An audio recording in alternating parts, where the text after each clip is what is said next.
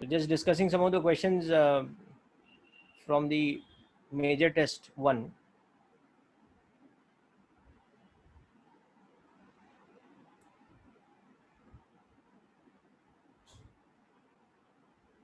So Krish, this is clear, I hope, the 5th question.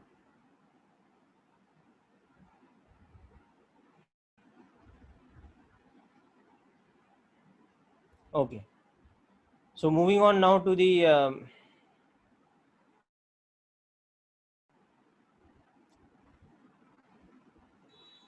moving on to the next one, 7th and 8th question. Let's go through that. Okay. So 7th is a question where you should try using the component algebra method. Yeah. So Ditin, see, in 7th question, you can do like this. You can express the vectors in component form. Okay. So what you can do here, yeah, I'm explaining the 7th one. Yes, Tej. Okay. So vector A को component form में कैसे लिखेंगे? Okay, let's say its magnitude is A, which we don't know, but the angle with respect to the x-axis is how much? It is 180 minus 53. So it is that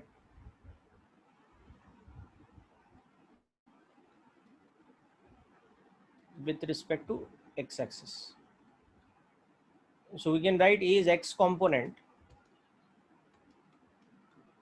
It will become minus 3 by 5A, and A is y component. It will become plus 4 by 5A. So we can write the vector A now as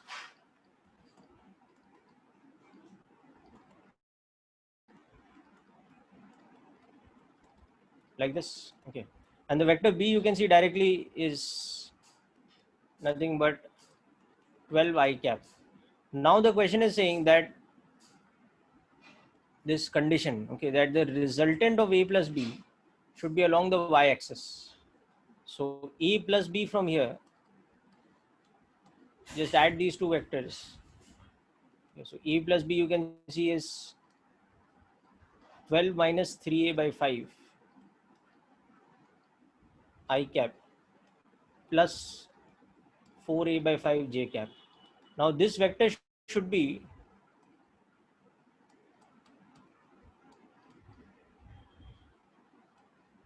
along the y axis only. Okay, so that means this vector's x component should be 0. So A will become 20. The magnitude of the vector A will become 20. Okay. So Tej beta, you also understood the question?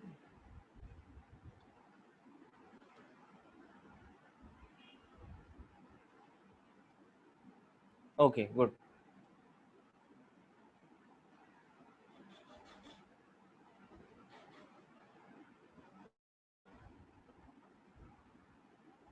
Okay, okay, I'll wait. Just write this down. It's fine.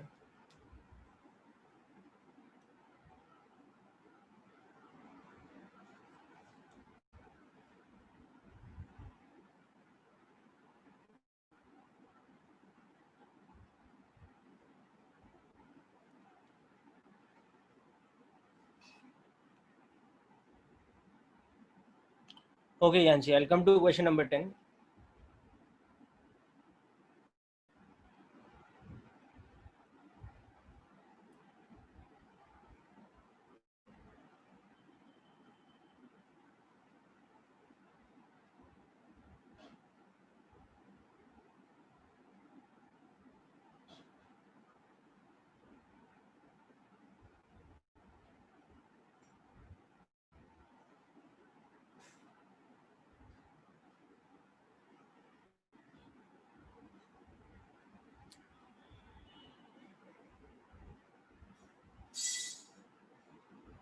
Okay, so Kunal and Tej, hope you're done with writing this down. Okay.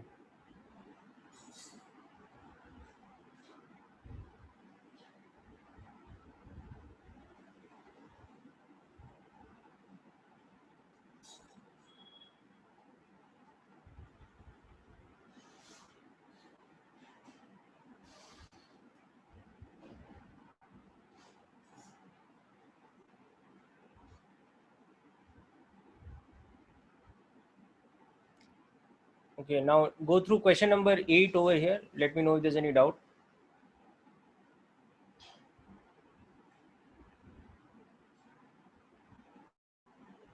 I think this is pretty simple. It's just normal vector algebra. Okay, so it's you have to just add the three vectors in component form. So it will become 12 plus 2 minus 2 I cap plus 12 plus 4 plus 0. So it will become like that. It will become 12 I cap plus 16 j cap, as you can see. So its magnitude will become 16 from that. Sorry, its magnitude will become 20.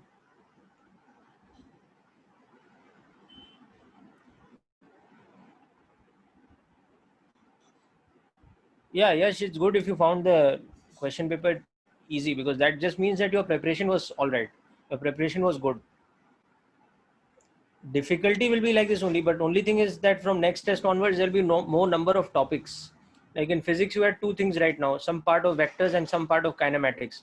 Now next time you will have more parts to study, so automatically that the range of concepts and all will increase. Okay, let's come to question number 9. So you can go through question number 9 and 10 simultaneously here. If you've done 9, then just go through 10.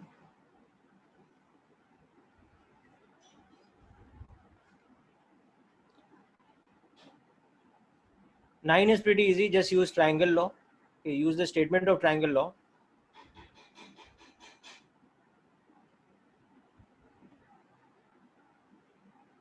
How to solve without, okay, so without solving complete, acute obtuse wo dekhna hai aapko.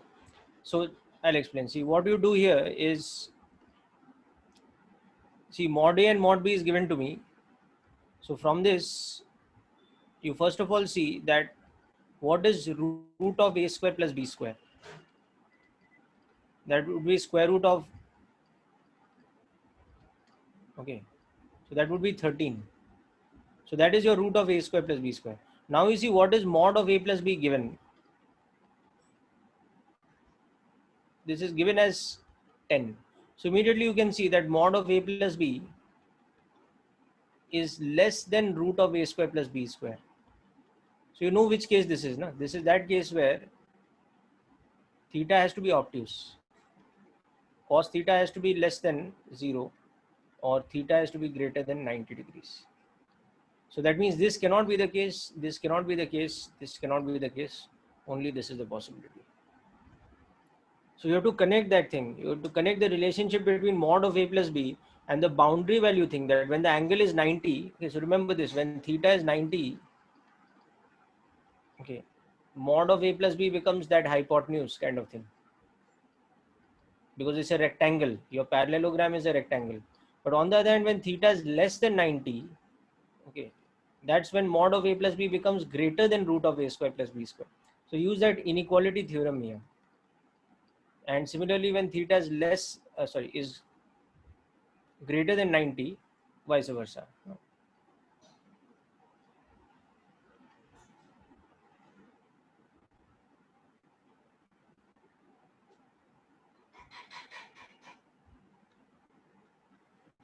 So if you remember the simple inequality from that special set of relations that we had seen, the inequality is related to the parallelogram law or the parallelogram theorem, then this type of question becomes very easy to analyze.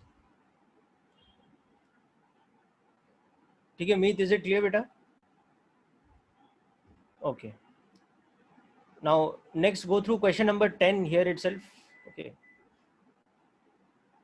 Just go through this question next. Now, this one. You have to find the resultant of these three vectors, or you have to find the condition for the resultant to be 0. So again, one simple thing you can do is you can use component algebra.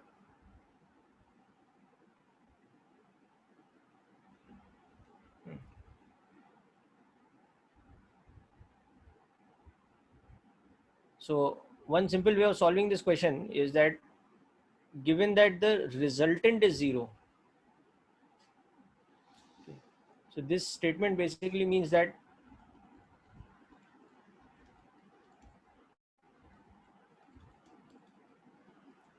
their vector sum should be 0. Okay. So now substitute f1, f2 and f3 in component form. F3 is not known, but substitute. So F1 you can see in component form is how much? Its x component will be 5 cos of this angle. So that is 120.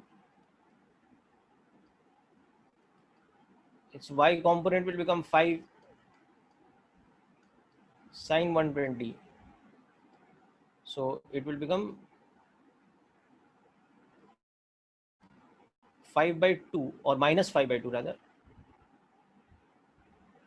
Minus 5 by 2 I cap plus 5 root 3 by 2 j cap.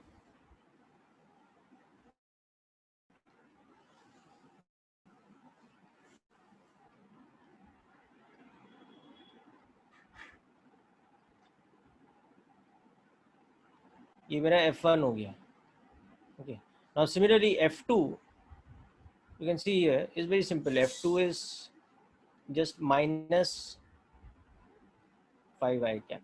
Okay. And as far as F3 is concerned, now from this F3 should be minus of F1 plus F2. So mod of F3 should be mod of F1 plus F2. So what you do is here you calculate from this and this. You first calculate F1 plus F2 in component notation. So that becomes minus 5 by 2 minus 5. So that is minus 15 by 2 I cap and 5 root 3 by 2 plus 0. So plus 5 root 3 by 2 j cap. And then from this you calculate mod. Okay. So that will become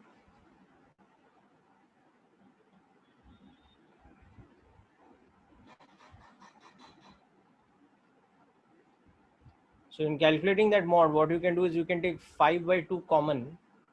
So left with 3 square, so that is 9, and root 3 square, that is 3. Okay. So further you can see that this will become 5 root 3.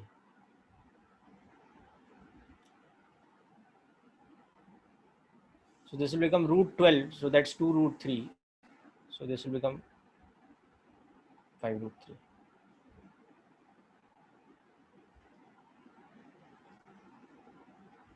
Yes, you can do by formula method also. That's also easy. So this is the component method. That's correct. Probably the easier method here is alternately you can do like this, that F3 is minus of F1 plus F2. So F3 is magnitude. Since you're only finding the magnitude, you can just do this only.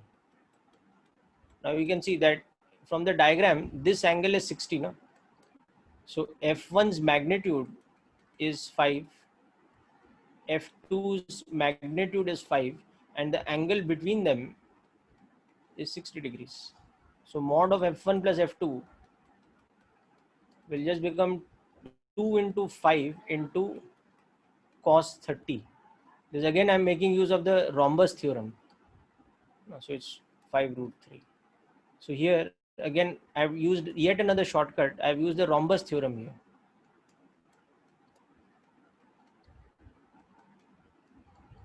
Okay. That is that when mod A is equal to mod B, then mod A plus B can be given by the shortcut formula 2A cos theta by 2. This is part of your rhombus shortcut. Yeah, so that's the easiest way of doing the question here because I'm just wanting to find. So this is the more easy method of solving this question. So at the exam level here, you should do this because the moment you see that it's asking about the magnitude, no? So you should see this easy. Whereas if it had asked in component form, then this would have been the easier method. The first method I did would have been easier because then I'm getting the vector in I cap j cap notation. But here it's much easier doing it this way because you just need the magnitude.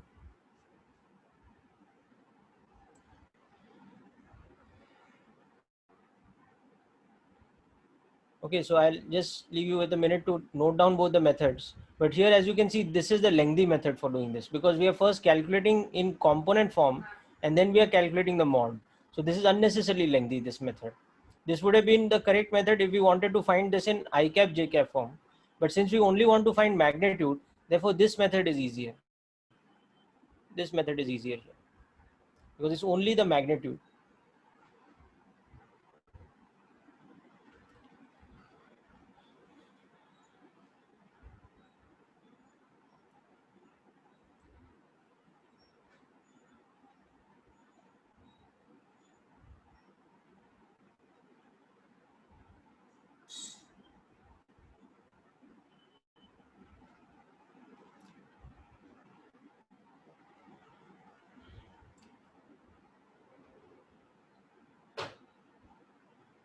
Okay, so can I clear this, or somebody is noting this down?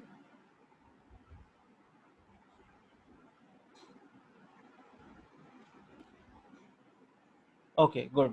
So I'll.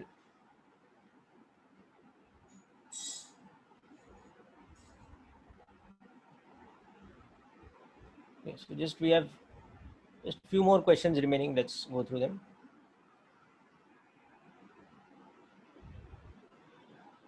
So these questions were probably converted to MCQ questions, but anyway, these are the questions. So just go through 1 and 2. Let me know if there's any doubt.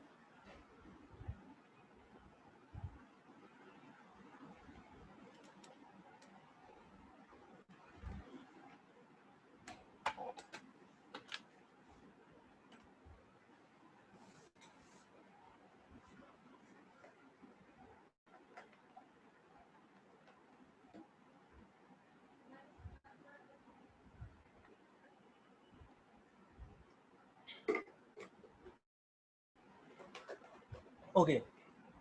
So see, let me explain question number 1 in more detail. So you have to understand that this is becoming a three-dimensional case, because okay, there is first a displacement which is happening towards north. Okay. Then there is a displacement that is happening towards west. Okay. So these two displacements are perpendicular to each other. The one happening towards west and the one earlier that was happening towards north, they are mutually perpendicular. And then finally, there's also displacement which is happening vertically upwards. So that's perpendicular to both of them. Okay. So just a moment.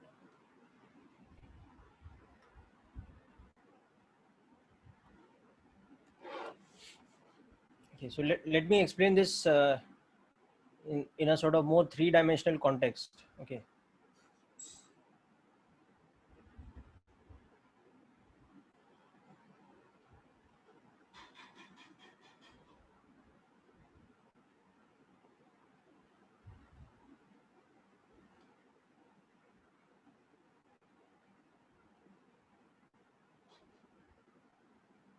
So let us say this is the horizontal plane.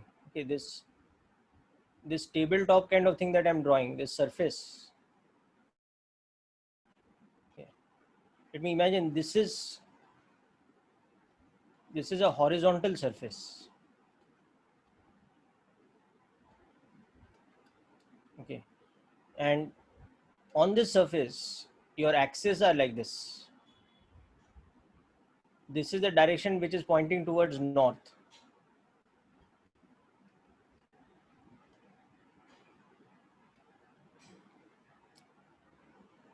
This is the direction which is pointing towards east.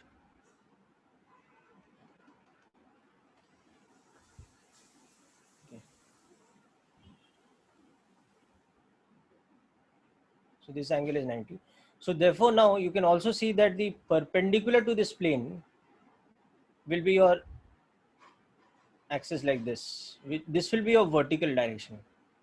Okay, so this is your vertical. And this is opposite gravity. So your acceleration due to gravity vector would be like this over here. So these are mutually perpendicular. So you can understand that now I can take a coordinate frame system where this is the z axis. Doesn't matter, you can take anything you like, but I'm just saying by default, let's take this as the z axis. So this is the y axis and this is the x axis. Okay. Now coming back to the question. So over there in the question it said that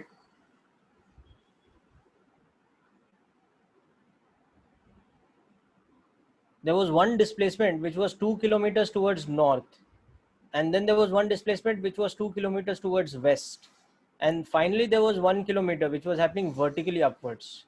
So in this diagram, the first displacement that was happening would be like this.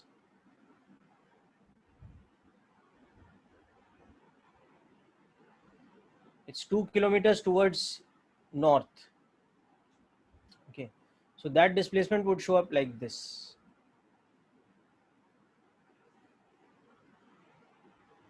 This would be our first displacement.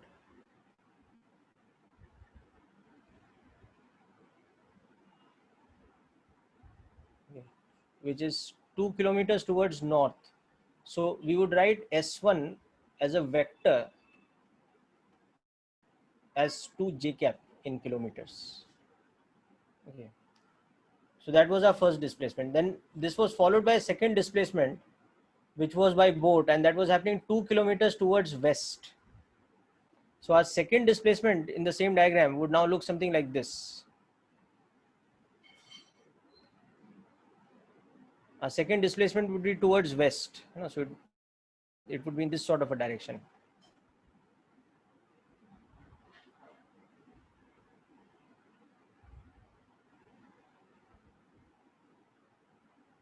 So this is my S2 vector. It would be 2 kilometers. So I would write S2 as what, minus 2 I cap in kilometers. And finally, the third displacement that's happening, that's very interesting. That's happening vertically. Okay. So that displacement would be along the Z axis, and that's a displacement of 1 kilometer. Okay. So as a vector, that displacement in the diagram would look something like this.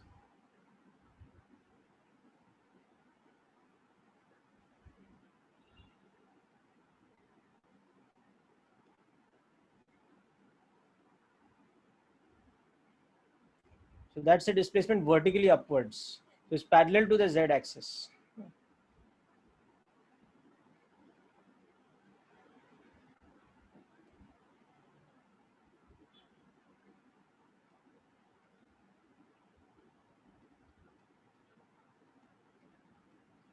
So S3 we could write as 1 kilometer along the Z axis. So it's K cap in kilometers.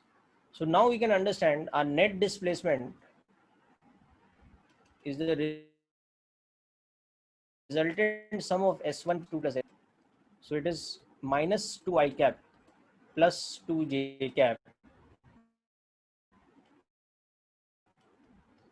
K cap. This is our net displacement. Okay, so the magnitude of the net displacement will become square root of x component square plus y component z component square.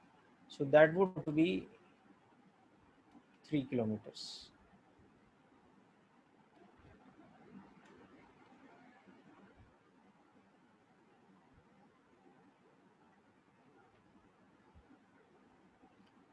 No, the thing is, yes, the reason why we can't solve this question by this particular question by triangle law. Achha, you're talking about the second question. Okay, I'll come to that. I'm still talking about the first question for Jash. So hope you understood this. This question we can't solve by triangle law because triangle law only applies to two-dimensional vectors lying in a plane, and that too you are adding two vectors. Here we add three vectors. So is this clear, Jash?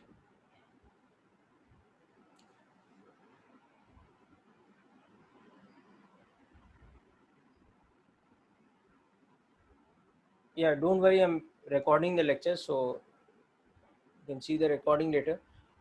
Okay, good. So now let's go question. Okay, so that was this. Okay, now the second question, you have to do this by component algebra because again you're subtracting two vectors and adding another one, so you cannot use triangle law directly. So in the second question also, what is the best method to do the question?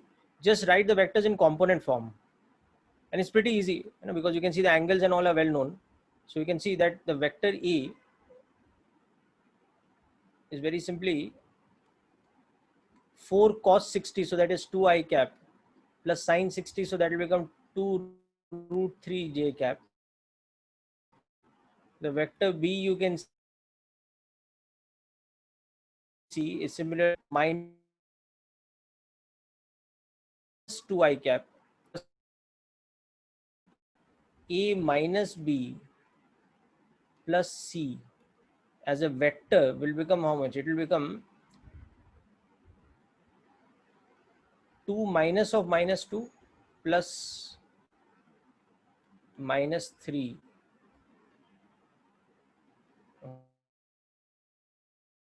Okay. That is the x component.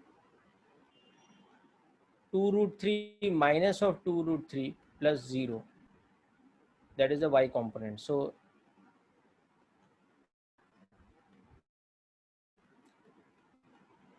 this as a vector quantity will become how much? 4 minus 3. So that is I cap. Okay. That's it. So the magnitude is how much?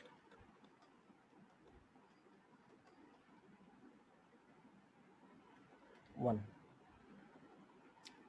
Yeah. Now you can also see this because this is symmetrical. Alternately, you can also do this question this way, that this is the rhombus formed by A and B. So the resultant of A and B will be like this. The sum of the vectors A and B in this case will be a vector which will be like this. This will be A plus B. And you can see that that will be 4 j cap, because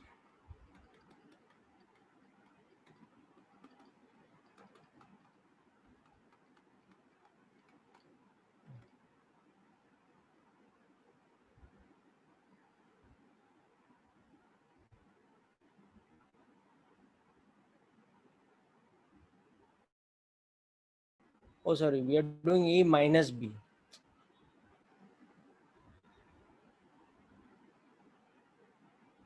Wait, I've done something wrong here. This, wait, just a minute. I've got this operation wrong. First of all, we are not doing A plus B, so forget about this. Okay. And secondly, here this is j cap. Okay, so this component will not come here. This component will come here. So let me just write this whole thing again.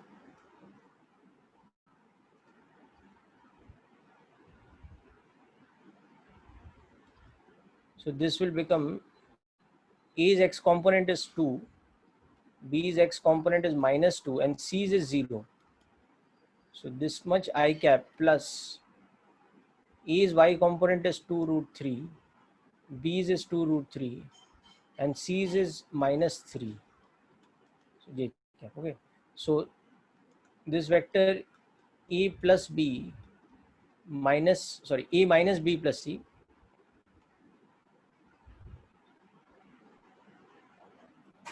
this whole vector becomes what now?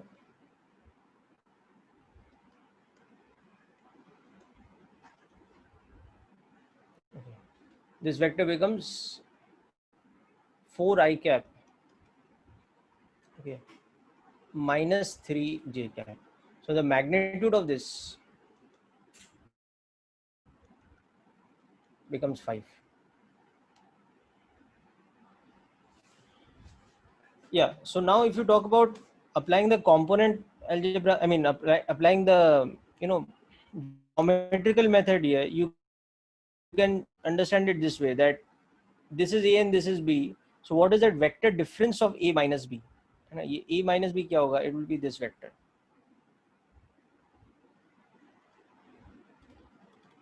Okay. So from the geometry you can see this will be along the x-axis. Okay. And you can see the magnitude of this will be 2a sine 30, because the angle between them is 60. Okay, so that theta is 60 and mod A is equal to mod B is equal to 4.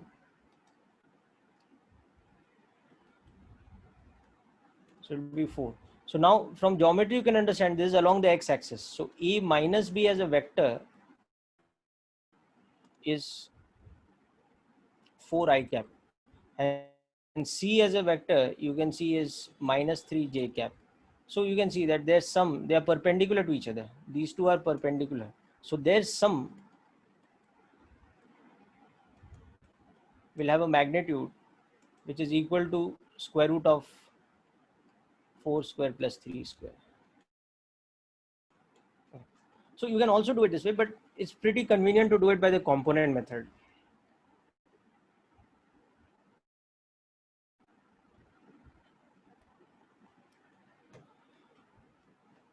So hope this question is clear to all of you.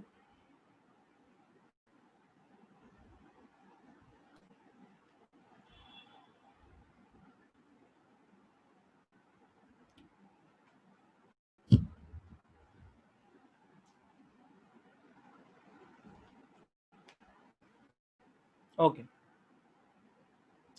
So done with this, can I rub this?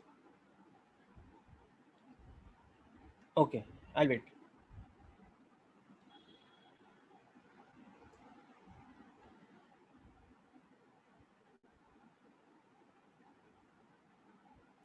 Yeah, how we got this is, na, see, for the vector A, we saw the magnitude of the vector A is 4 and the angle with the x-axis is 60 degrees with respect to the x-axis.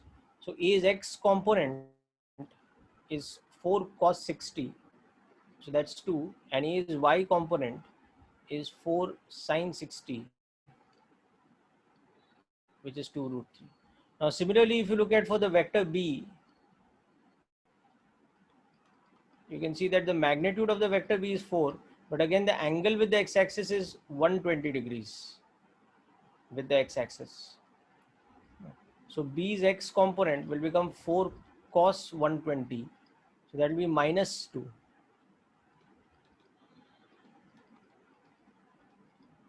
But this will be plus 2 root 3. Okay. So that's why the vectors A and B are expressed in this way. Okay. Or in the diagram only, you can drop a small perpendicular here. You can understand the components.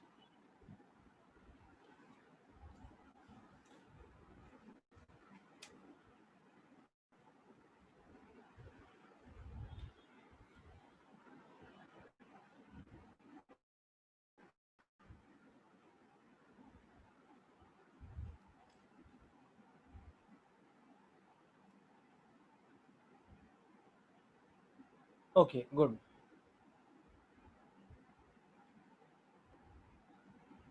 And I think that completes it. Yeah, this was the question set.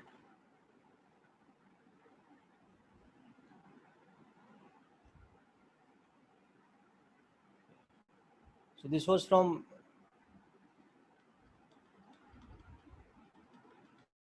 major test 1. Now let's come to the assignment doubts next. So assignment 5, you were telling me some of you have some doubts. So just let me know which questions, we'll go through them.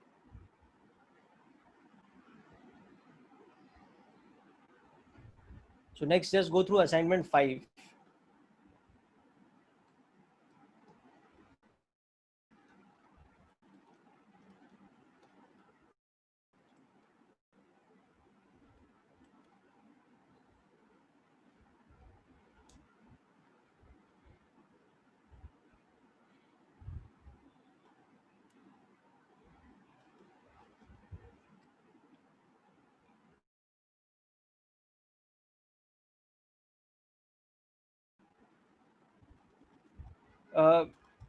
Just HC Verma, you just wait a little. When we finish vectors now, and we start with Newton's laws of motion, that point of time you start with HC Verma. At this point of time, you don't need to refer to HC Verma. Just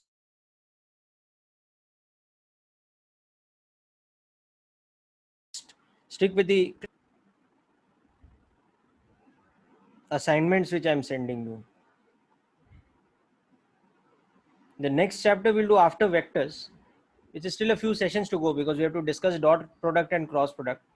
After that, when we start, okay, so I'm coming to assignment 5. So far I've received for question 2, 3, 13 and 14. So let me start with question 2. So question 2 is like this. says that a car makes a displacement. Acha, in question 2, there is a mistake in the answer key. Okay.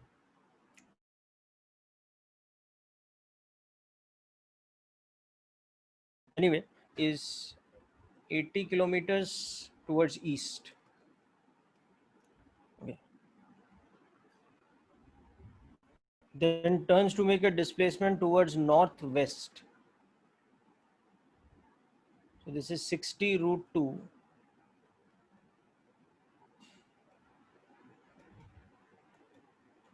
Northwest. Okay, and we have to find the net displacement. So I think there will be a change in the answer. Let me check. Okay. If I remember correctly. So anyway, so if here we take our standard sort of coordinate frame where these are our directions corresponding to,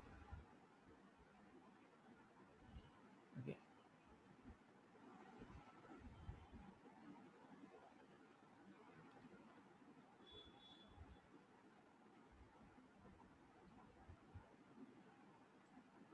so north, east and west. Okay.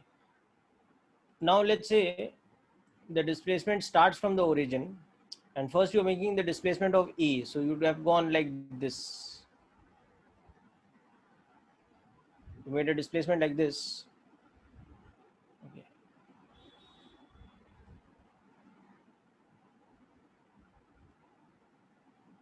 Which would be your displacement E, which is 80 kilometers towards this, if from the origin. Then you'd make a displacement B. Now B would look like what over here? B would look something like this. It is towards northwest. So that means 45 degrees. So from this point, just a moment.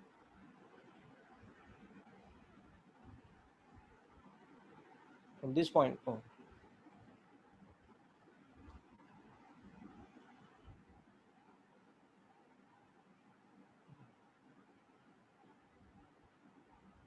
so not very exact, but anyway, something like this.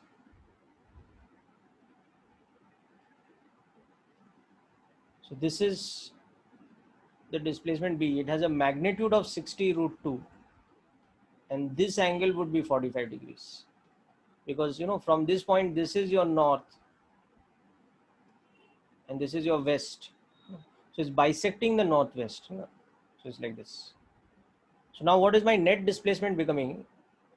My net displacement would be this.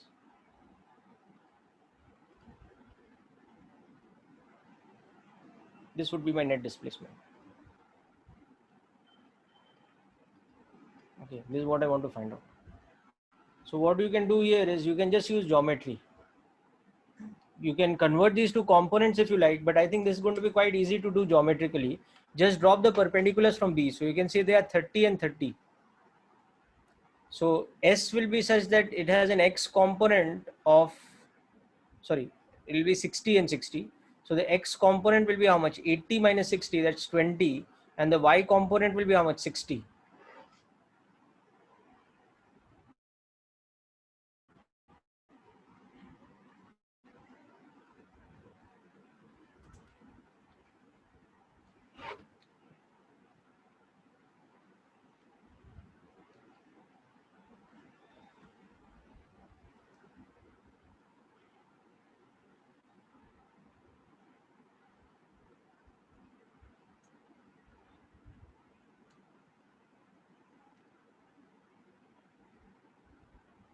Just a moment, I'll reshare the board.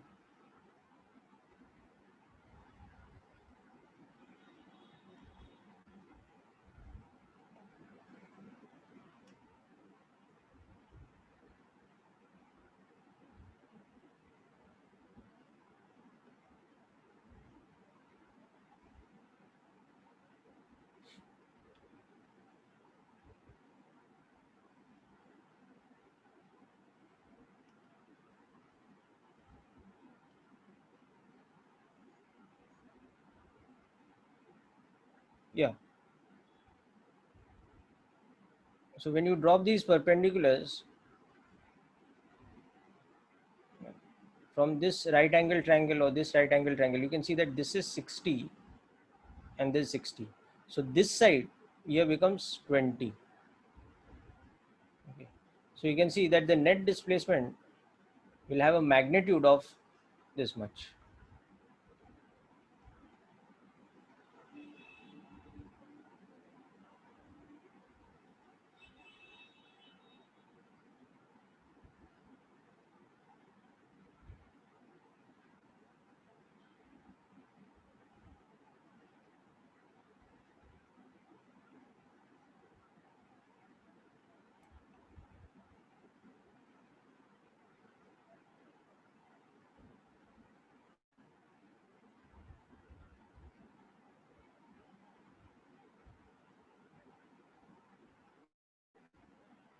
So I think there might be a problem with the answer key in the question. You just check.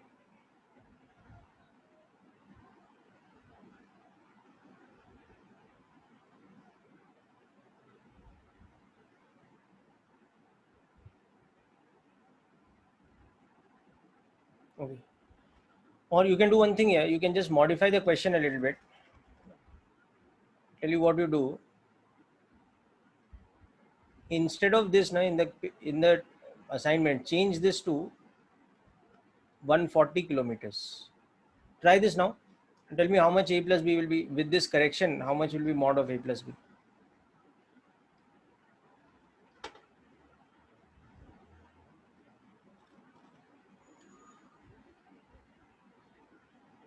Yeah, you can use the formula method. That's correct. You can do that also. By that also you'll get this only. If you use the formula method also, no. You see this angle is 135 degrees. So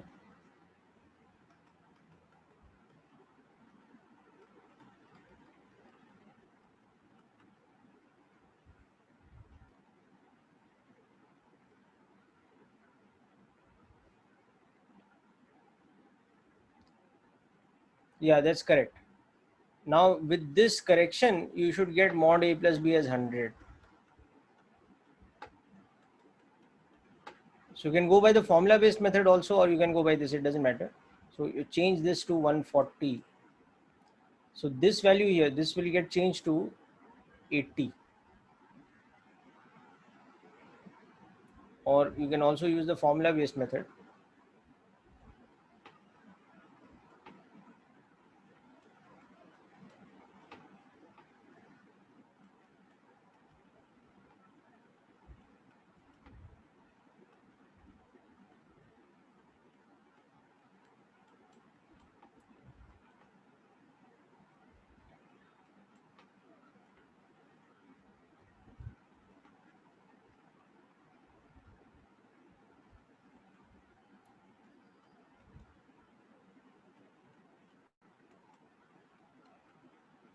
Minus 1 by root 2. Okay, so this will become,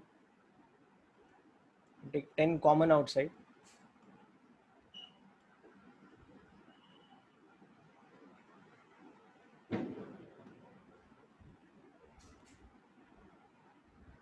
This will become minus,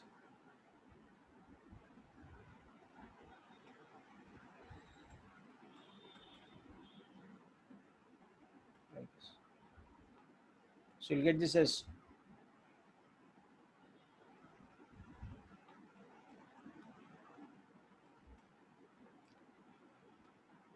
okay, so that was this question. Now let's move on to the third question.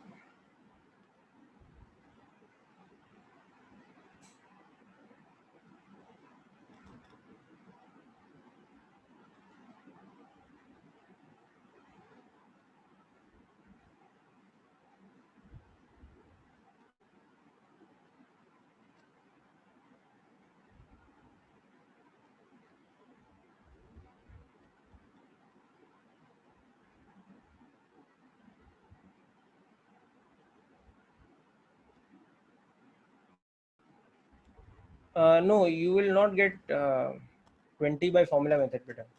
You will get 20 root 10 only. You do this also, no, you will get 20 root 10 only. Just check your calculation. You would have made some mistake, but Don't forget to take cos 135 as minus 1 by root 2, not plus 1 by root 2.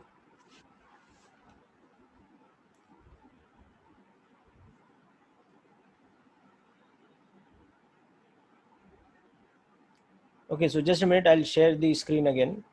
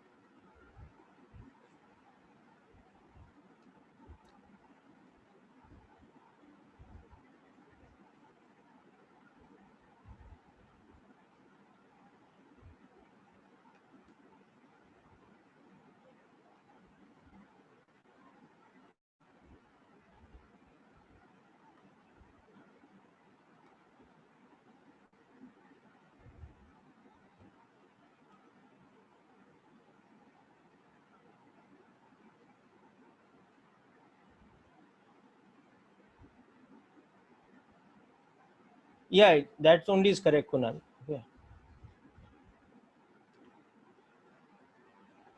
Now let's move on to the next question, the third one. Yeah, yes, Tej, tell me your time.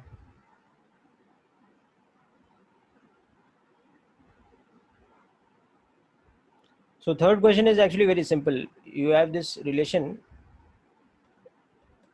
that a plus b is minus 4a. So just transfer this a to this side. So that means b is equal to minus 5a. So that means they are opposite in direction. Therefore, b is at 180 degrees with respect to a. Okay, and of course, magnitude of b is 5 times magnitude of a, but that's not important here. For us, the angle is important. So they're like this. Okay. So this basically means that if your vector E is, let's say, like this, okay, this is your vector E, then your corresponding vector B will have to be something like this. It will have to be like this, anti-parallel but 5 times in length. So this will have to be your vector B. Okay. Right, this is clear. Okay, so after third, what are we doing? We are coming to the 12th question, is it? Anybody has a doubt before the 12th question, please let me know. Yeah, anti-parallel is the same thing as 180 degrees. Okay. Okay, so let's come to 12th question.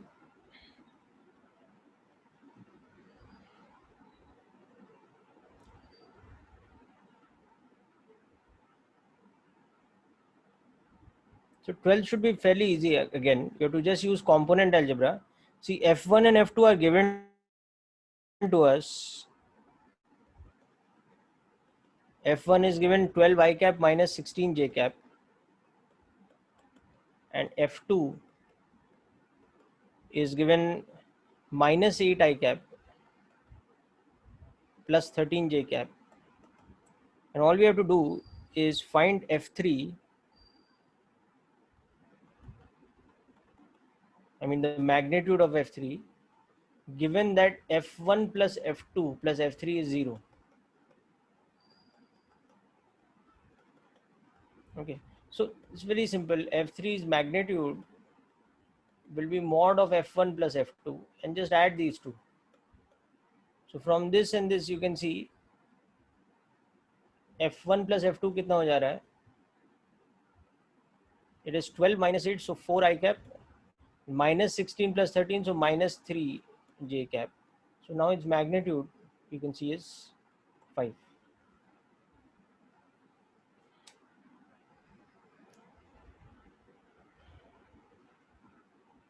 Okay, any other doubt in the assignment? Out of 13, 14 and 15, any other doubt? Okay, so if we are done with the assignment doubts, then we can move forward in vectors now.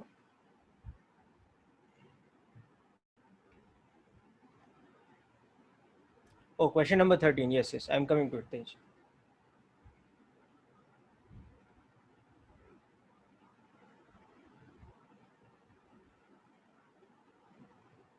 So 13 is, again, you have to understand three dimensionality in it. Okay.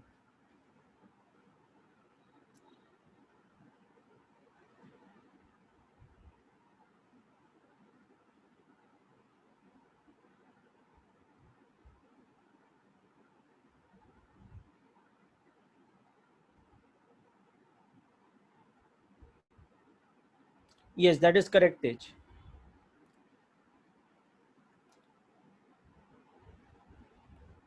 Okay, so what is happening? A and B are two vectors of magnitude 4 each, but at an angle of 60, isn't it? Or whatever. F1 and F2 are two forces of magnitude 4 newtons each at an angle of 60 degrees in the horizontal plane. Whereas F3 is a vertical force of the same magnitude 4. Then we have to find the resultant of these. Okay. So F1 and F2 are in the horizontal plane.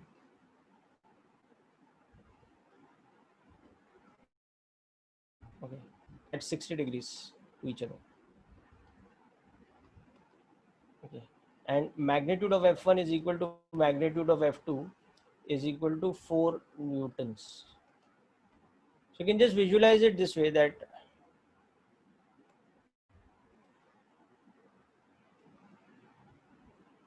this is F1,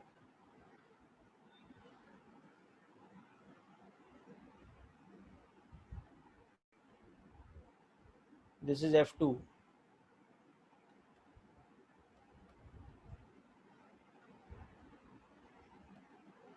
Okay.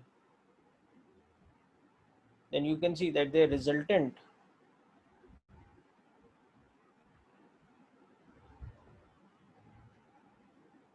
will be a vector like this now.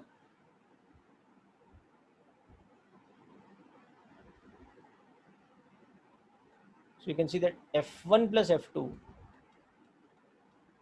will be like this. Okay. And its magnitude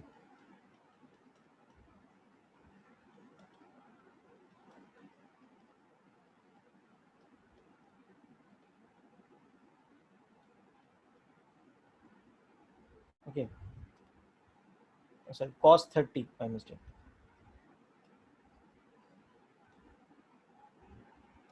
Okay. But more importantly, and F1 plus F2 is also in the horizontal plane only now. Okay, that is the plane of F1 and F2. So therefore, F3 being vertical,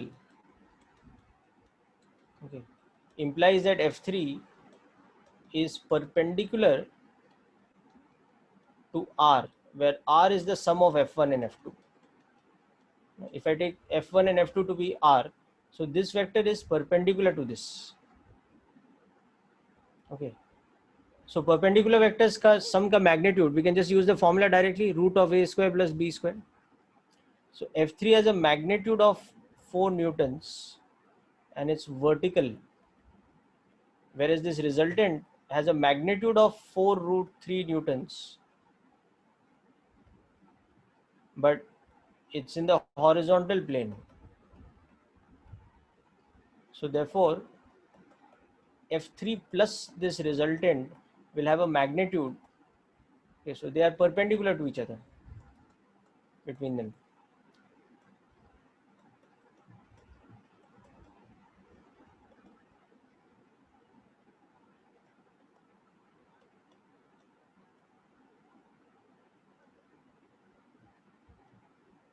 So it will be 8 newtons. Now what is R?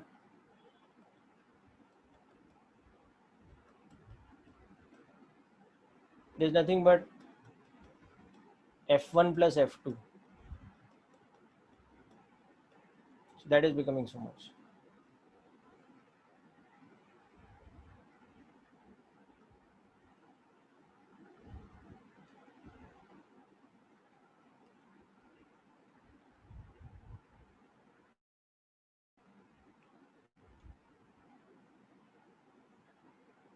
F3 is vertical ना बेटा. So ये diagram में F3 कैसा है? It is coming out of the plane. It's coming out straight towards you. So that means it is perpendicular to this resultant. No? This resultant of F1 and F2 and F3, they are perpendicular vectors.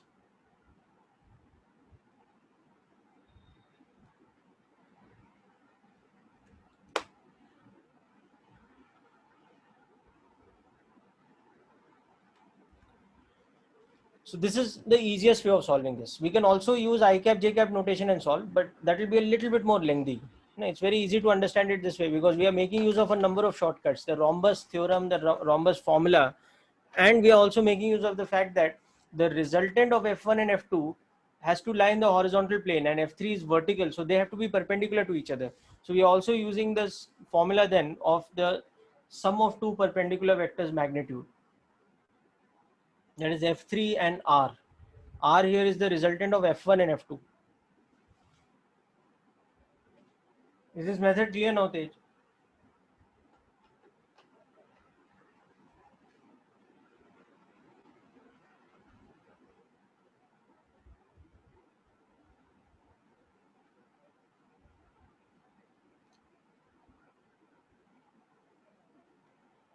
Okay.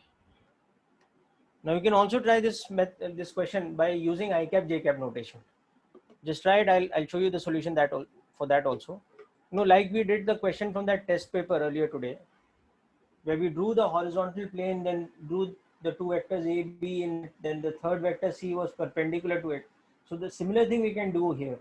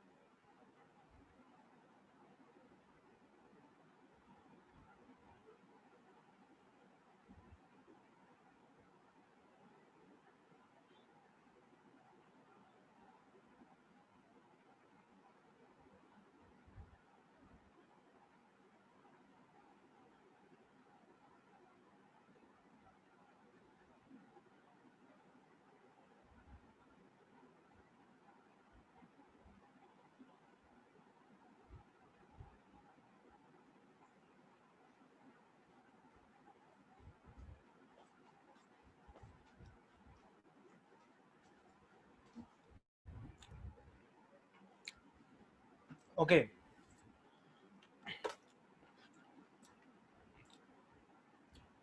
So let's solve this by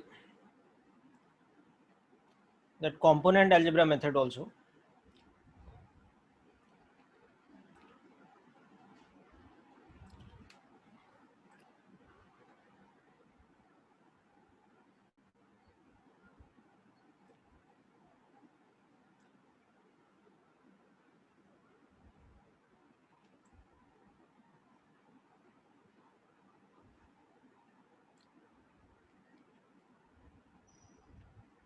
So suppose xy plane is our horizontal plane. Okay. And f1 is along x axis. So that means f2 is at 60 degrees to the x axis in the xy plane only. Okay. And now that also means that y axis, sorry, z axis will be our vertical axis, because that's the one perpendicular to the horizontal plane. So z axis is the vertical axis. Okay. So that will mean that f3 is along z axis, and all three have the same magnitude, 4 newtons. So therefore, from this information we can say that f1 is 4 I cap. Okay. From this information we can say that f2 is 2 I cap plus 2 root 3 j cap.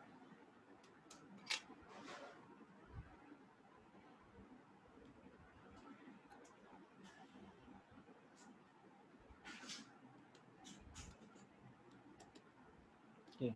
Because it's making an angle of 60 degrees with respect to the x-axis in the xy plane. And from this information, finally, we can say that f3 is equal to 4 k cap. Okay. So therefore, the resultant, okay, or you can say the net force, is the sum of all this.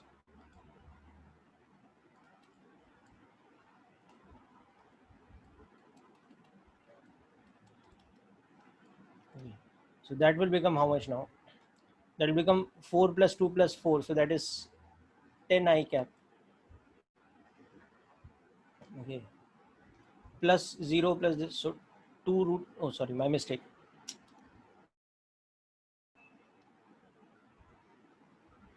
4 plus 2, that is 6 I cap. Okay, so the x component will be 6.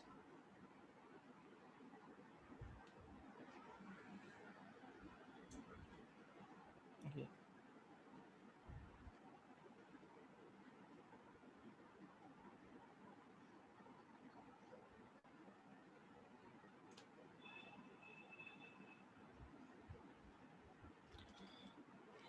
Okay, just a moment, people. My screen has got hanged. Okay, so just complete this question yourself. Just do the addition of the three vectors, and you'll see you'll get the same resultant as you had got earlier.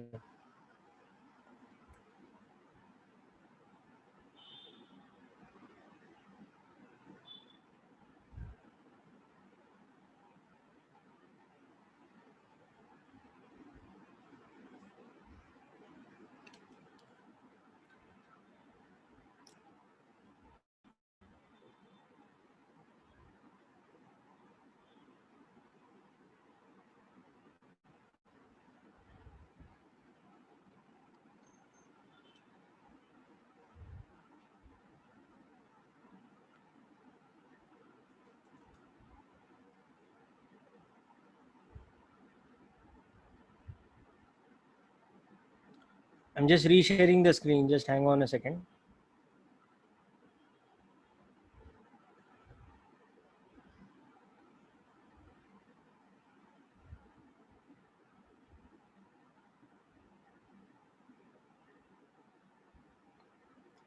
So anyway, you're getting the answer.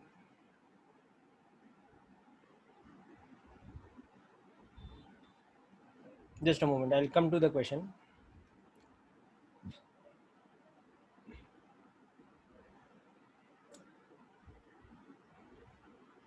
So I haven't drawn the diagram exactly over here because it's fairly simple, but I'll do that also. So this is 6 I cap plus 2 root 3 j cap plus 4 k cap.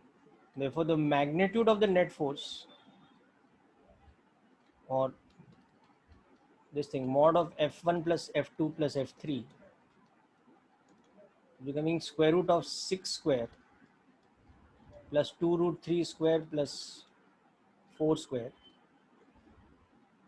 So 36 plus 12 plus 16. So that you will see is okay. So if you want to understand this also in terms of the diagram, you can visualize this thing like this, that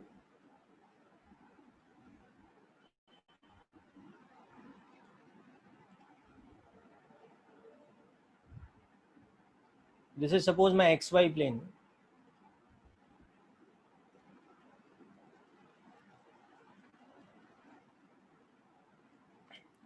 Okay, so just draw this in the xy plane.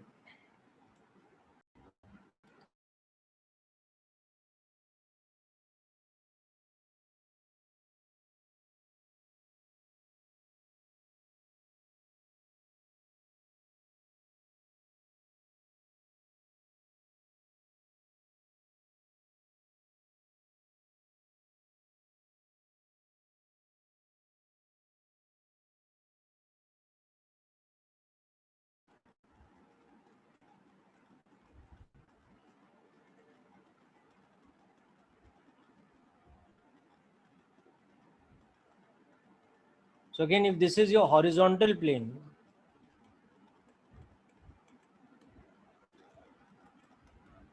okay, then once again in this case,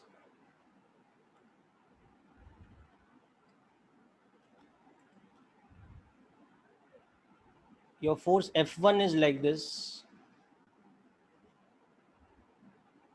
okay, but in comparison, your force F will become something like this.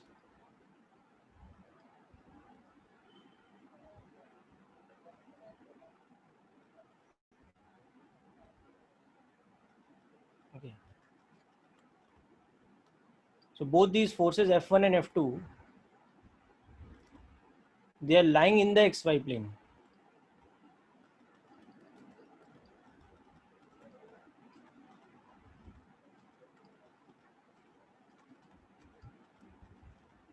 This is along the x-axis.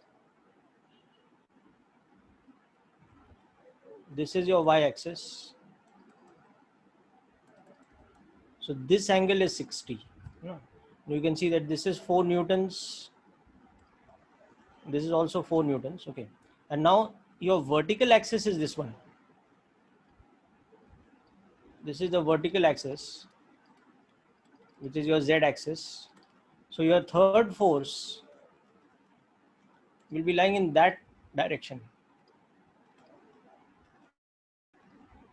So your third force is like this.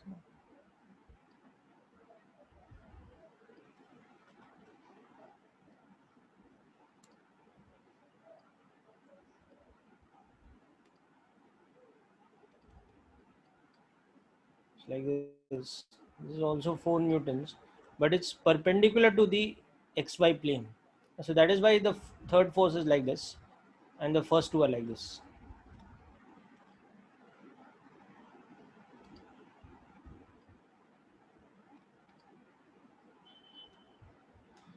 So is the vector geometry clear, people? So it's a slightly more tricky type of question compared to the one we saw in the test where all three were mutually perpendicular. Here they are not mutually perpendicular. Here you can see that what is happening is that F3 is perpendicular to F1 and F3 is perpendicular to F2, but F1 and F2 are at 60 degrees with respect to each other. So this angle is 60, but these two other angles are 90.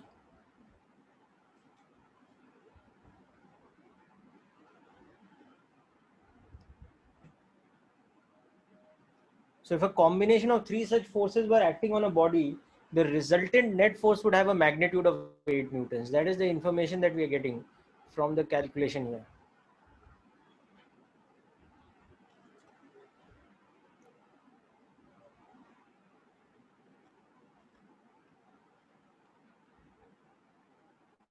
So hope this is clear to all of you.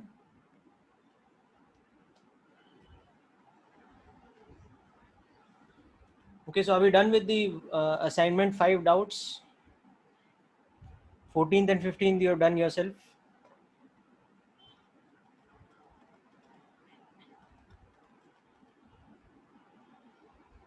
8th question, okay. All right, so we are done. We'll just go back to question number 8. Yes, three-dimensional system is completed, better. But it will come in applications later because we'll be discussing dot product and all that. So in that also there'll be application of 3 dimensions.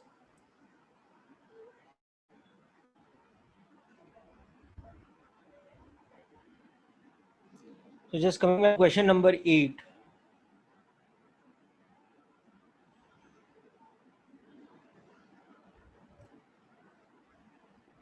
Let's discuss.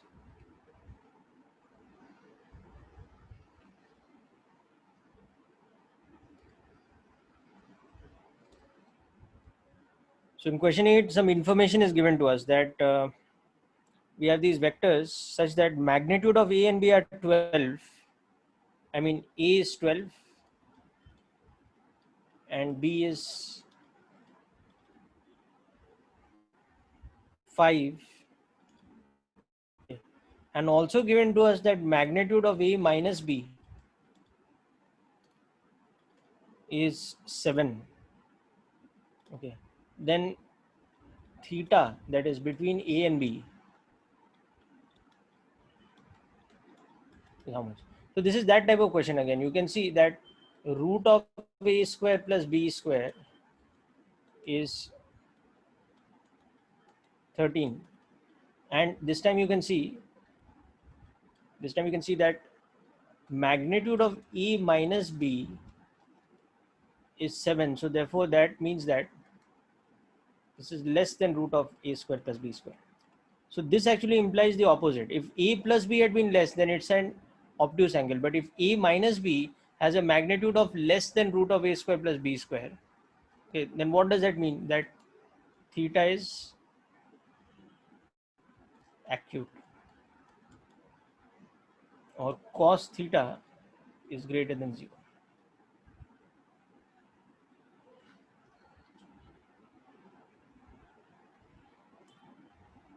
Okay. Or you can also solve by the triangle law formula, and you will come to the conclusion that cos theta is positive. So that again means that theta is acute. So if you use that formula method also, you will come to the same conclusion ultimately. So is the question clear, Kunal?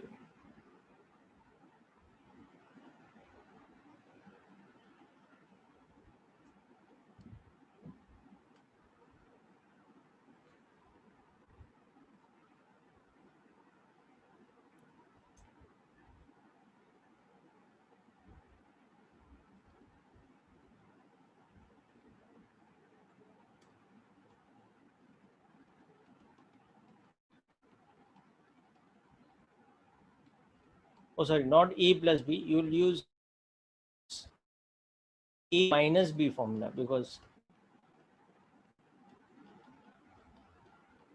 So use this. So in this, substitute this as 7 and substitute A and B as given.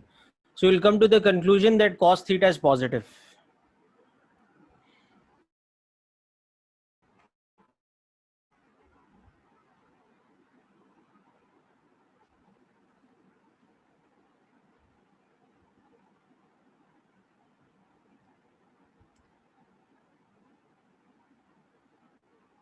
Yeah, Lami's theorem will come in the end, but not right now. So in question 8, the answer is given as 0, is it? Okay, just a minute. Let me just. हाँ तो acute है, but zero भी तो हो रहा है ना, देखो ना, zero is also part of acute, so you have to check ना. Now you can also see that here 7 is the difference of 12 and 5 ना. So you're also getting here, since this is 7, you can see here na, that magnitude of A minus B is 7. So that means mod of A minus B is actually magnitude of A minus B. So that means that theta is 0. So if you solve this here, you will get this. Substitute that information here, you will get it.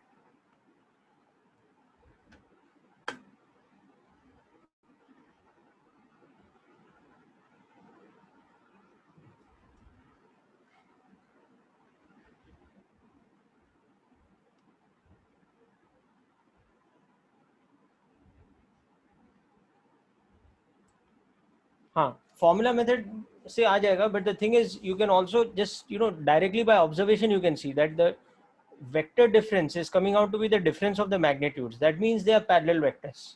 That only happens when they are parallel vectors. All right, so just give me a minute. I will come back to the whiteboard. So hope all of you are clear with all the questions from assignment 5 now.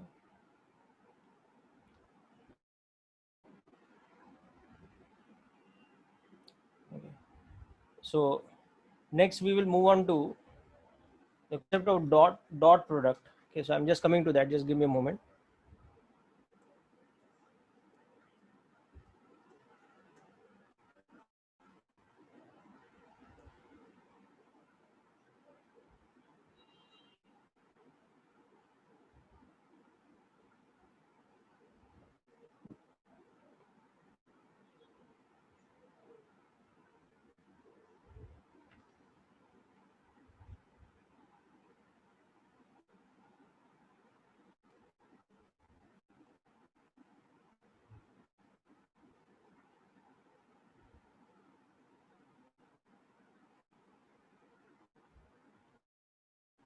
Okay.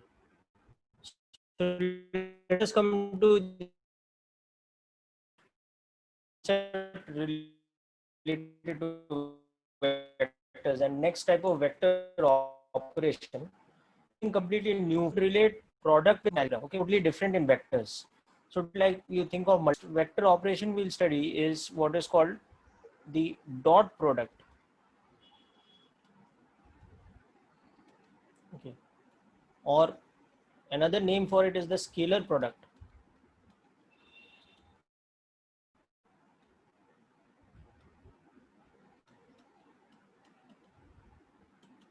of two vectors.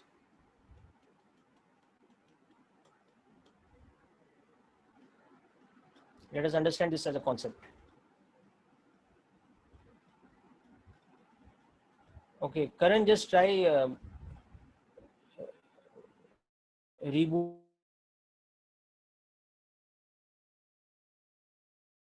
your internet connection. Like if you want, you can log in and log out once it will become clear. So first of all, the symbol used. Okay, the symbol used for this operation is the dot symbol. So notation, or this is like this, that if we put a dot symbol between two vectors, so this is read as dot product of the vectors A and B. Okay, or that's the same thing as scalar product of the vectors A and B. Okay, now the definition, that's just a notation. How do we actually calculate the dot product and what is the definition? So the definition and the calculation are given by one common formula. It is that A dot B is AB cos theta.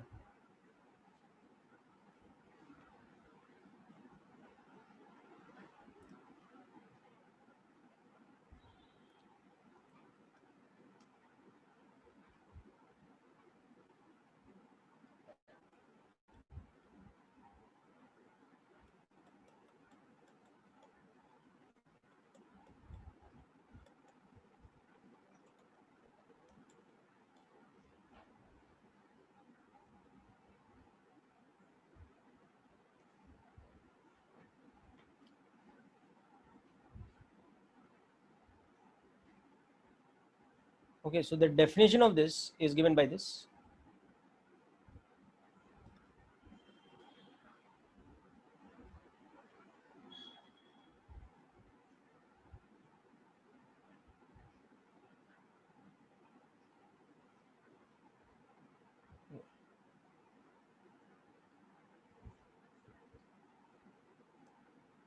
Where A stands for magnitude of the vector A, B stands for magnitude of the vector B, and theta is the angle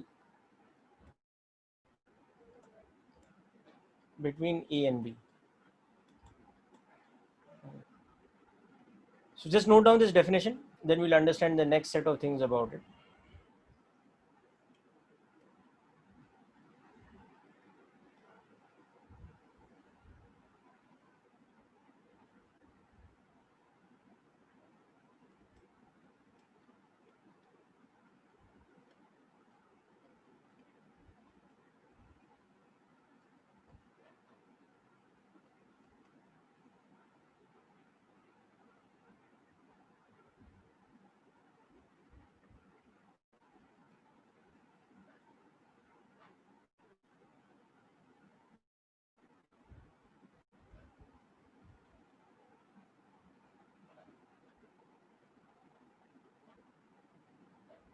Okay, so written down the definition. So quick example. Now, why this is the definition, what is the logic of it, we'll discuss later. Okay, this is just a new operation for us. So let's understand, how to actually calculate the dot product given the vectors. Okay, so for example, if magnitude of the vector A is 50 and magnitude of the vector B is 100, okay, and then at an angle of, let us say, 60 degrees, then A dot B, which is AB cos theta, it's very simple, just substitution. So it's 50 into 100 into cos 60 degrees. So that is going to be, cos 60 is half, so it will become 2500.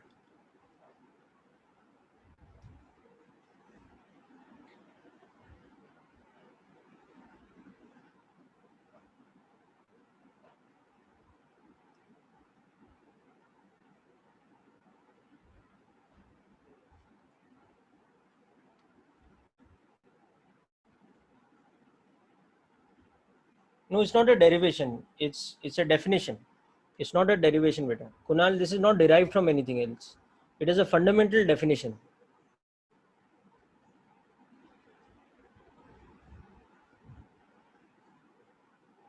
Okay. Let's look at another example. Now this time, let's say the situation is like this. The vectors are shown to us in a diagram.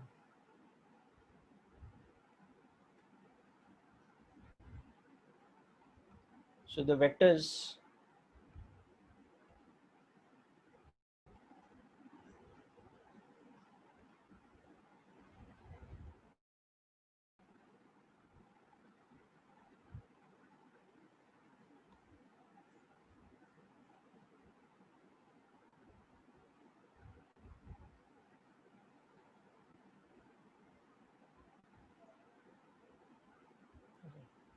let us say this is the vector E, which is shown to us. Now E is, let us say, 40 units, and this angle is 30 degrees. And similarly, another vector B is shown to us.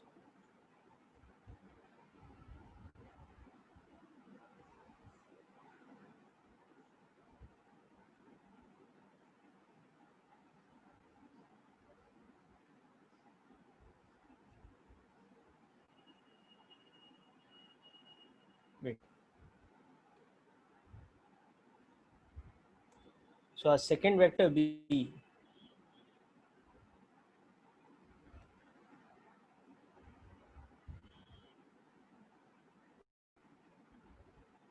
is like this. Okay. Now B has a magnitude of, let's say, 60 units, and this angle is 30.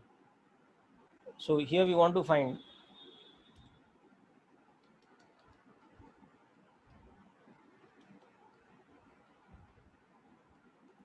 E dot B.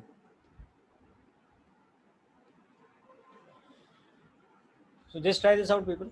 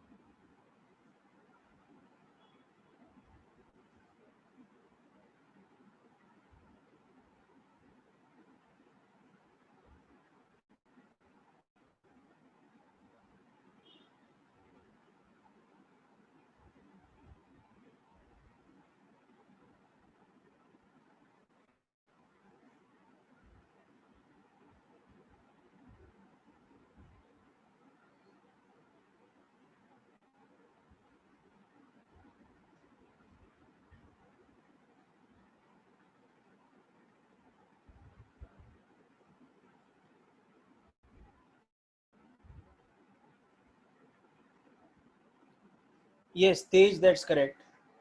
Rachit, correct. Yash, small calculation mistake. Okay. Diti, mistake of angle. I mean, mistake of sign. The angle will be obtuse between them.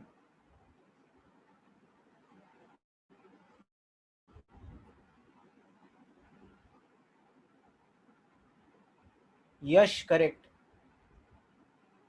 Yash, Tej, your answers are correct.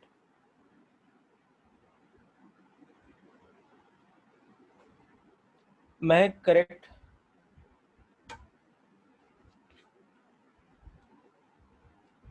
Okay, so first of all, let us understand that here magnitude of the vector E, as you can see in the diagram, is 40. Magnitude of vector B, as you can see in the diagram, is 60. Now the only question is what is the angle between them. So for that you can just logically understand E is going along this direction and B is going along this direction. Okay, so the angle between them is this one. This is a theta, and you can see that that theta will become,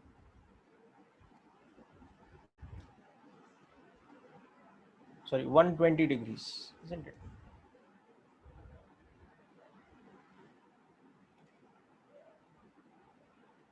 Okay. However, if you're unable to see directly like this, then you can always redraw the vectors. There's no problem. You can, as we've discussed, vectors are movable, so you can always redraw them.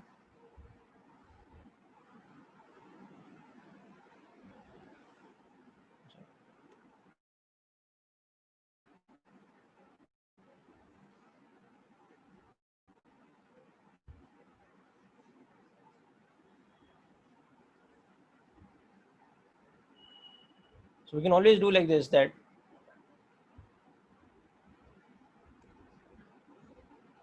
since the vector A is shown like this, where this angle is 30, so you can always redraw this vector over here.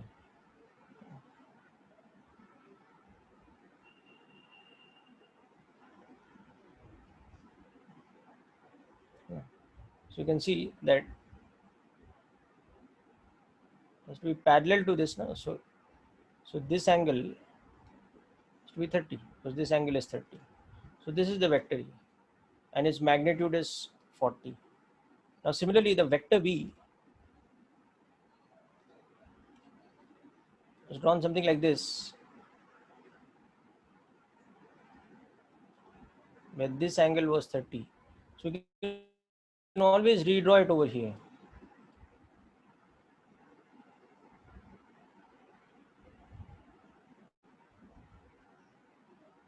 So this is parallel to this. So this angle is 30. Okay. So now you can see clearly that the angle between the two vectors A and B, that theta, is 180 minus 60 or 120 degrees. So therefore,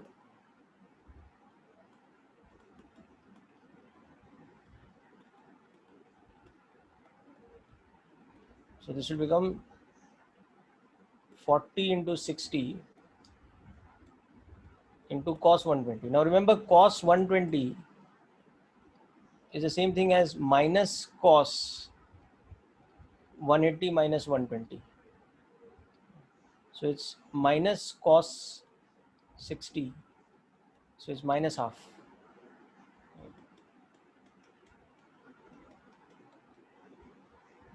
So this becomes minus 1200. And since now they are both given in the same unit, so if this is some unit, whatever it is, it's newtons or meters or whatever, depending on what kind of vectors these are. So my answer will be in that same unit squared.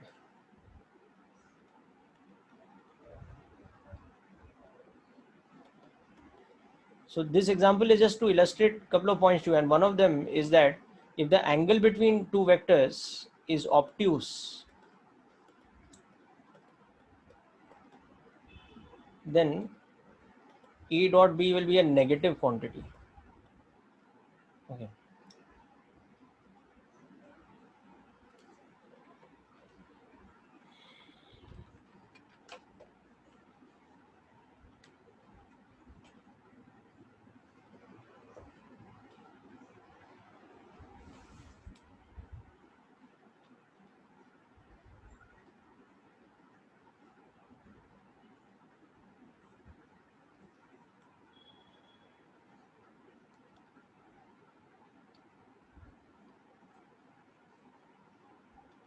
Just a moment. I'll just minimize this a little so that you can understand better. Then I'll come to your questions.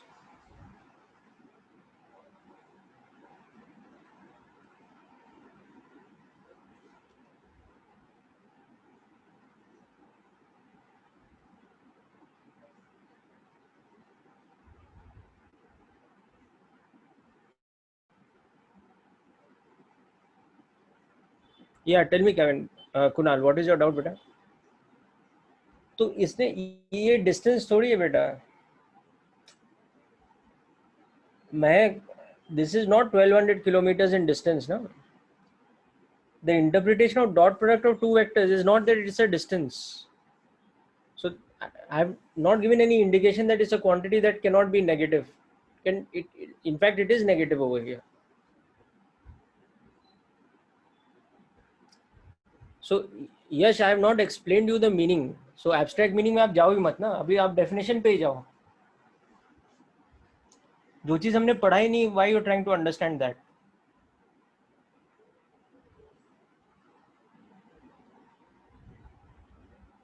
Yeah, Kunal, I explained that. Okay, I'll come to that.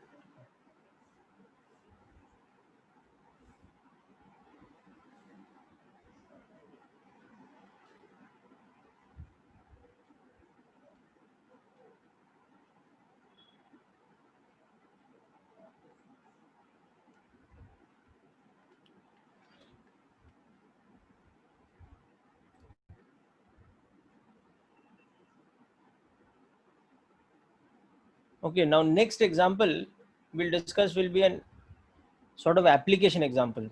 Then you will understand why it is defined in this way to a certain extent. Okay, it will take us a little bit more time to understand it fully, but with this next example it will become somewhat clearer that why it is defined in that way.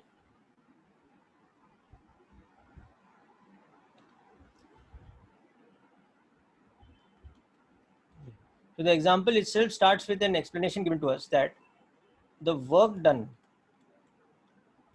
W by a force F through a displacement S is defined as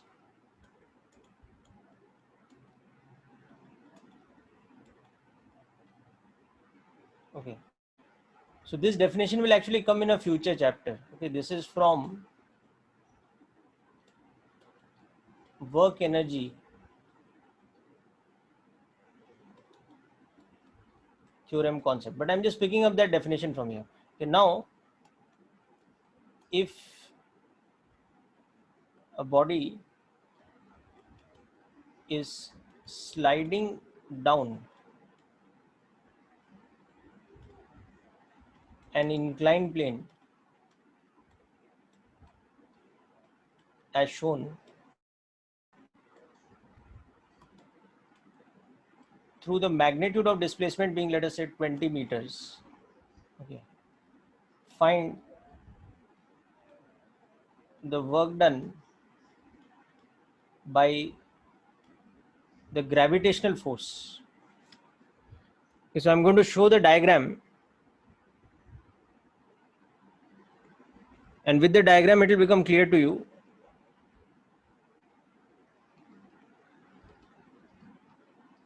Okay.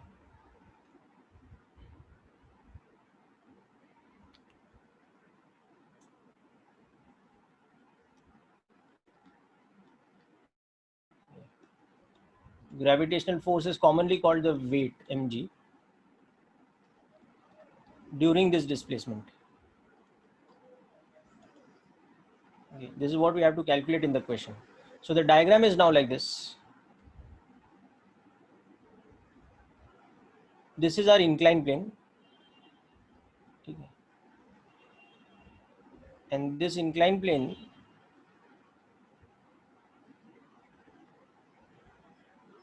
is, let's say, at an angle of 30 degrees with respect to the horizontal. Okay. And our block here, which has a mass of, let us say, 5 kilograms, it is sliding down from that point.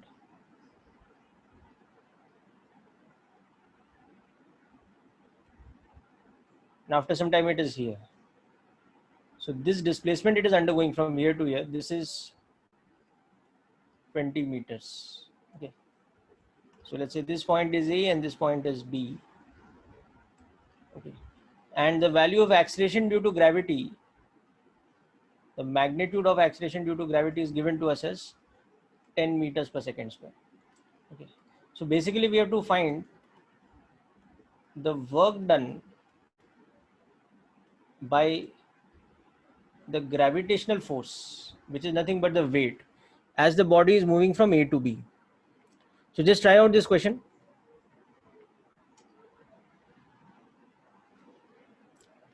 Okay, so given that you now know the definition of work done, that it is F dot S, so you have to use that definition to find the work done by the gravitational force, which is nothing but the weight, mg, during the displacement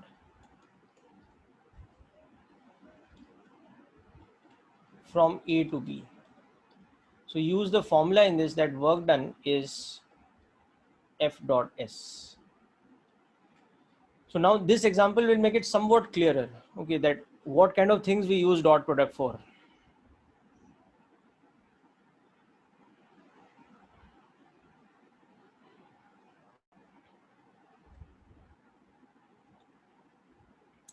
Yeah, anybody got the answer? No, Diti, unfortunately you made a mistake with the angle.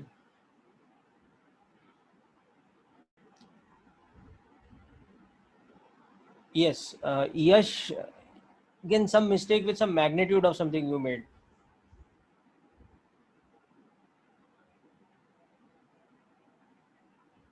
Okay, the weight is 50 newtons, beta.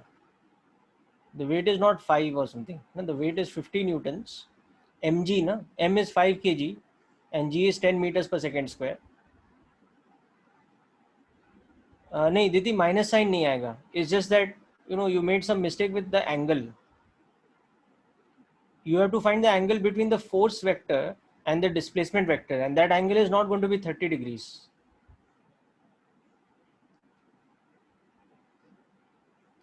Just draw the diagram with the force vector shown and the displacement vector shown and recheck the angle between the two. So gravitational force acts in which direction? The vertical vertically downward direction, na? Understood, na? So gravity is acting vertically downwards and the displacement is from A to B.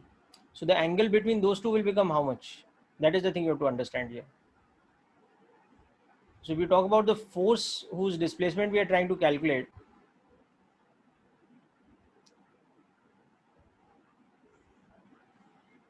okay, that force is this one, is the gravitational force.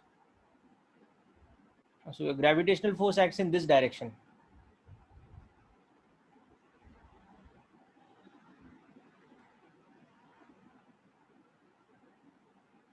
So this is your gravitational force.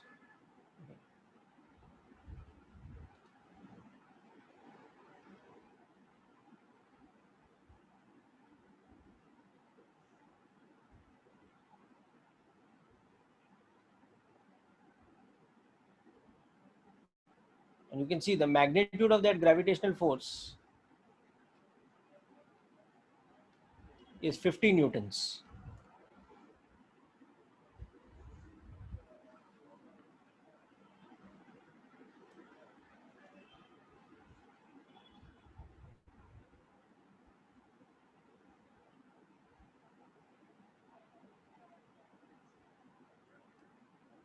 This is 50 newtons. Okay.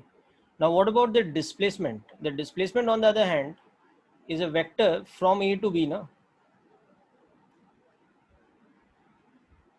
So that vector in this diagram will be this one. It will be this vector. Its magnitude is 20 meters. That's all right. But what about its direction? Its direction is along the inclined plane.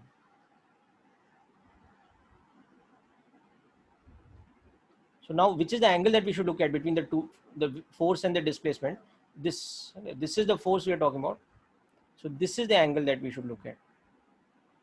Now this angle, you'll understand, is not 30, it is 60. Okay. So when you're calculating this dot product here, this time you can see that where the force we are talking about is a gravitational force.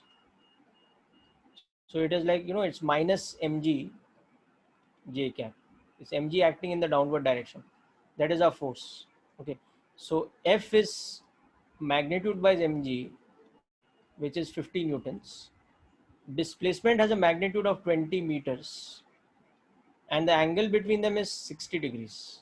So the work done, which is F dot S, will over here become mgs cos 60. So mg is 50 newtons, S is 20 meters, and this is half. And this is in newtons and this is in meters. So this will become 500, but the unit will become joules. So gravity is doing positive work here because the object is coming down, but it's different compared to the object coming vertically because it's coming along the incline. So the angle does matter.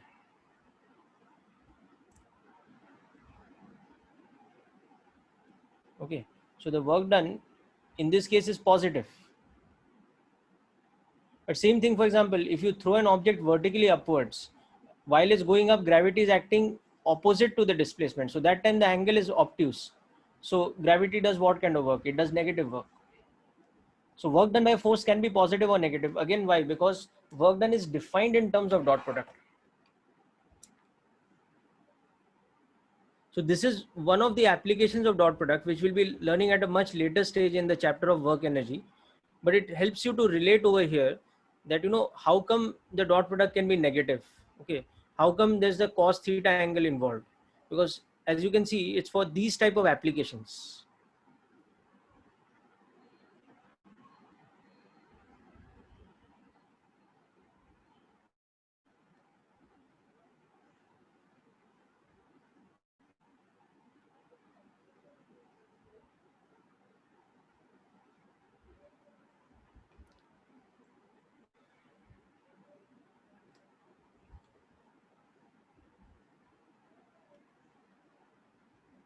Okay, so people, hope this is clear to you completely.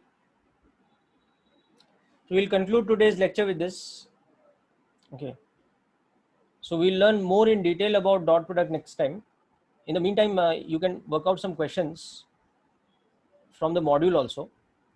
Okay, as well as an assignment I'll be sending you, which will have some questions of dot product. So I'll be sending you an assignment plus some questions you can work out from the module exercise, particularly exercise 1. You can complete many of the questions other than the questions based on dot product.